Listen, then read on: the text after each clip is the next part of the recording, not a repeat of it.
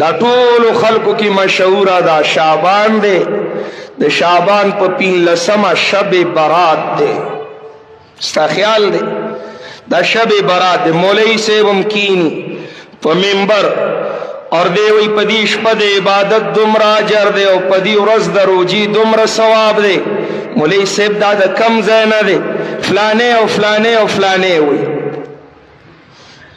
قرآن وی قرآن کی سوئی حامیم والکتاب المبین انا انزلناه فی لیلۃ مبارکہ. اذا دی لیلۃ مبارکۃ مراد نصف شعبان 15 د شعبان دا. داوی د بخنس برګ شپه دا انګور به د سخر خواخې خپوله پریوزي، لور کړه به اروا پراټې لیږلي کېږي. دا خو د امیانو خبرې وي. مولیان څه وایي؟ روجا د دې شپې د تخصیص عبادت او نفلونه علما محققین وایي لکه موضوعات کې ابن جوزی وایي دغه ټول روایتونه چې ذکر کوي دا تقریبا په 3 سندونه دي. یو د حضرت علی رضی اللہ تعالی عنہ، بل د ابن عمر رضی اللہ تعالی عنہما، اور بل د ابی جعفر الباقر نا. پدریوانو سندونو دا روایت مقطوع اسناد دے، ضعیف دے، بلکہ موضوعی دے. لا شک انه موضوع وجمهور رواته فی طرق الثلاثه مجاهیل ففیهم ضعفاء. دا ټول راویان مجاهیل او کمزوري راویان دي. د قرآن د آیت تفسیر په دغه سي روایتونو بیا پورا باب تړلې دی. حضرت شیخ القرآن علیه الغفران په ضیاء النور کې البدعات فی شعبان، وقت به اجازت رانه کی انشاءاللہ په درس کې به په تفصیل کو. خو لنډه دا واوره قرآن را لېږلی شوی دی فی لیلۃ مبارکۃ. دا کم شپه ده؟ انا انزلناه فی لیلۃ القدر. مکه شپه ده. یو قرآن دی که دوه دي؟ کنه یو په لیلۃ مبارکۃ کې دی او بل په لیلۃ القدر کې دی. دا شپه جدا ده، هغه جدا ده نه.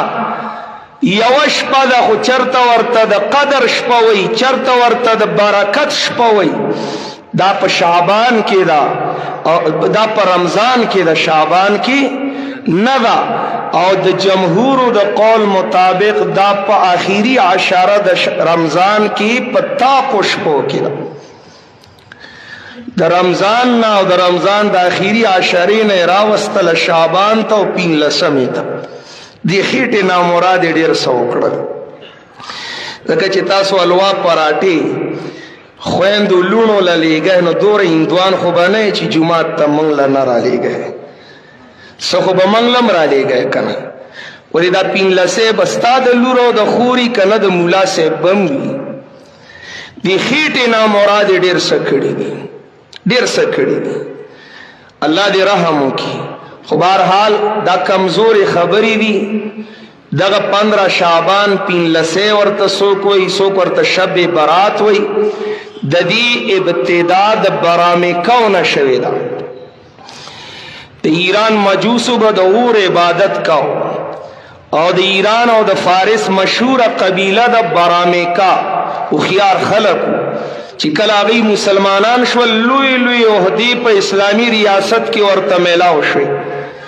نو هغوی به 2 اخترې کولې مجوسو. یو ته یې نوروز وي، نوروز، یو ته به یې مهرجان وي.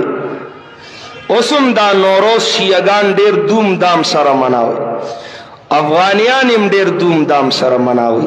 شکر دی زمونږ په وطن کې دومره نشته. هلته د نورو دینی اخترونو نه ښه شان سره دا مناویږي. نوروز دی دا د مجوسو اخترو. د دې دا عقیده وه چې نور برج سور ته ورسي نو لاندې فصلونه پاخه شي، نو دی دا کرشمه د نور منله، نو د نور عبادت به کو. نو نمونه د نور په ځمکه اورو، نو د اور عبادت به هم کاو. اوس هندوانم د مجوسو نه پیدا شوي دي. د دوی مشر چې و رامچندر، دا د زرادش شاګرد و.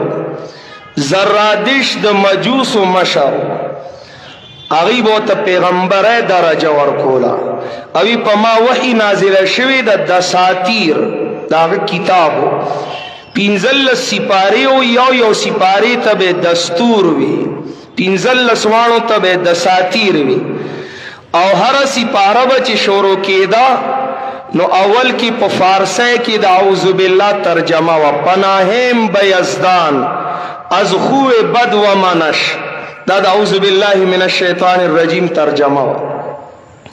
پناهیم به یزدان از خوی بد و منش. اگر رامچندر چې د زرادش شاګردو د اور عبادت د هغه نه راوړو دلته په هندوستان کې. اوس هم د هندوان د اور چورلۍ را چورلۍ او د اور نه چاپېره ګډېږي. دې کې تاثیر مني، دې ته عبادت بولي، دا هغه خبره ده. نو شب براتو چې په هغه شپه باندې د دوی جشن نوروز راغی، زنانه اورونه بل کړل، ماشومانو له ورکړل چې دا د کور په چت ولګوئ، پنډوسی جوړ کړل، پټاخي مټاخي، او دا به په بره اشتل. نو الناس علی دین ملوکهم، حدیث نه دی ګوره، مقوله ده. خلق خود بادشاهانو په مذهبي نو چې ویلی دل نو درباری مولیانو ورله حدیثونه جوړ کړل چې دا 15 شعبان شپه ده او په دې کې عبادت ډیر ثواب دی او په دې ورځ د روزې ډیر ثواب. او امیانو پکې دا شورشوړی او پټاخي شروع کړي، چا پکې الوا پراټي او پولای پتاسي شروع کړي. دار چا خپل دین یو وي، بی دینی دار چا د خوخي خپل خپلې چې د چا څه خوخي. کدا دین وي خو بیا به د مولا او د امی یو وي کن. یو مولا نه وي چې ورونه بلول د 15 شعبان عبادت ته. مولا ځان له عبادتونه ورته خي. نو قرآنی آیت کې لیلۃ مبارکۃ لیلۃ القدر دی، یو شپه دا صفت د برکتم لري د قدرم لري، دا پر رمضان کې دا. اور احادیث خدا وو